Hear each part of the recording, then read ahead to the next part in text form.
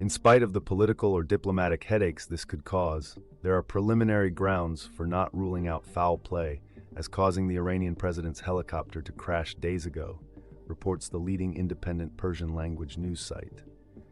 Here are the basic facts about the helicopter that crashed Sunday in hilly country near Varzakhan in northern Iran. All 8 people on board were killed.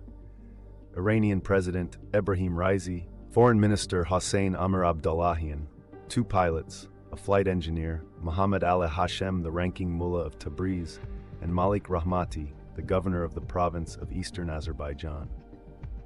The chopper was one of 3 returning from formal events held on the frontier with the Republic of Azerbaijan, though only the presidential craft crashed.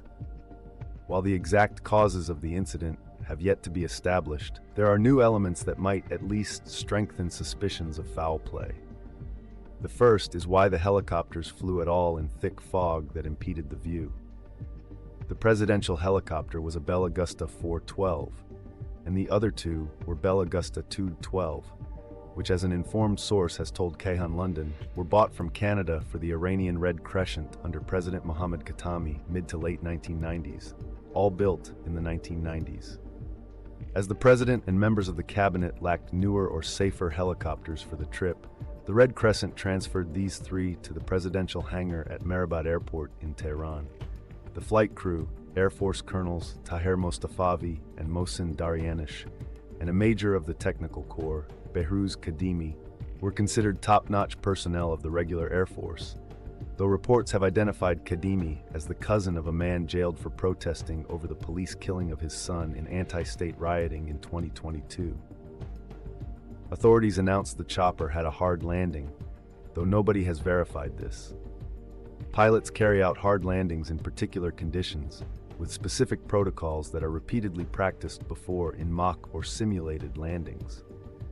Still, even a hard landing is likely to produce deaths when it happens on uneven or rocky ground, not a strip. It is very rare in any case for helicopters to fly over risky terrain in the middle of fog. Mountainous areas are prone to squalls and turbulence that could down a light aircraft. Early assessments suggest the craft crashed into the mountainside. Faulty GPS or altitude meter? The helicopter's altimeter may have stopped working, as it depends, in older models, on external components that may have frozen.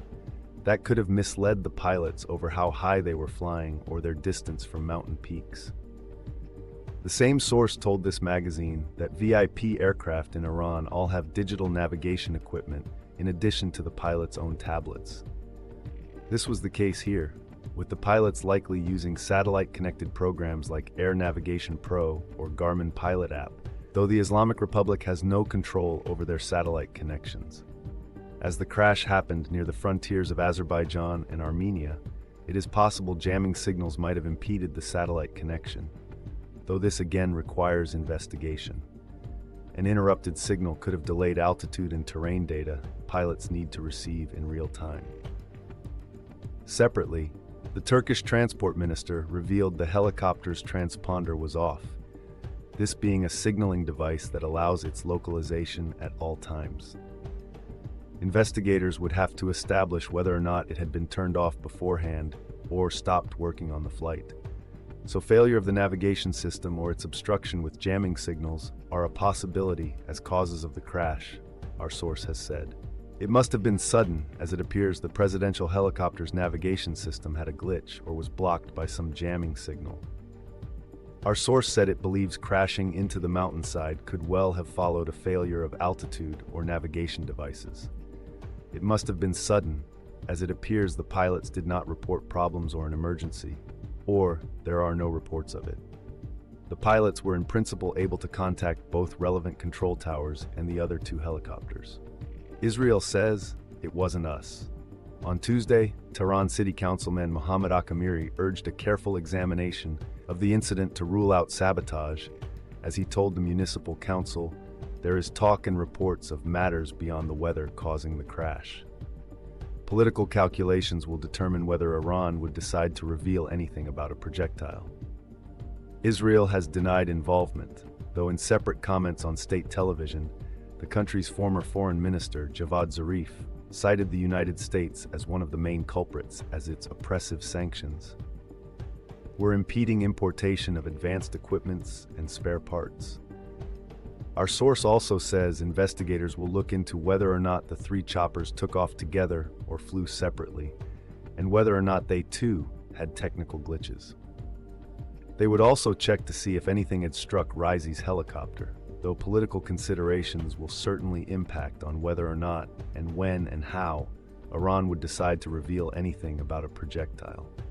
For weeks before the crash, ordinary Iranians had complained not just about dismally slow internet connections, but also problems in GPS devices, which obstructed hikers, online map reading, or taxi drivers in cities. Tehran's Sharq newspaper reported on this on May 14th, attributing the problem to unidentified elements. Most jamming or similar technologies here are in the hands of the military, and specifically the Revolutionary Guards. A clear and accurate picture of the incident has yet to emerge, if it ever will. There is a history of suspected high-level murders in the Islamic Republic, with steady rumors swirling around the deaths of another president, Akbar Hashemi Rafsanjani, and two sons of the regime's founder, the Ayatollah Khomeini. And there is cause today for intrigue and rivalries, namely the issue of who will be the next supreme leader. The atrocities Ebrahim Raisi committed during his tenure had made some citizens of Iraq to rejoice over his death, while some mourn and strongly believe in his harsh views. He played a major role in the detaining, which eventually led to the demise of Mahsa Amini, also known as Gina Amini, who died in a hospital in Tehran, Iran, under suspicious circumstances.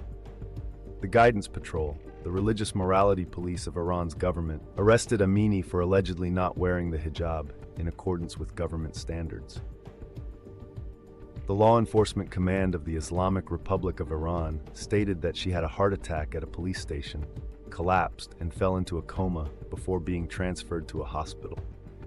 However, eyewitnesses, including women who were detained with Amini, reported that she was severely beaten and that she died as a result of police brutality, which was denied by the Iranian authorities. The assertions of police brutality, in addition to leaked medical scans, led some observers to believe Amini had a cerebral hemorrhage or stroke due to head injuries received after her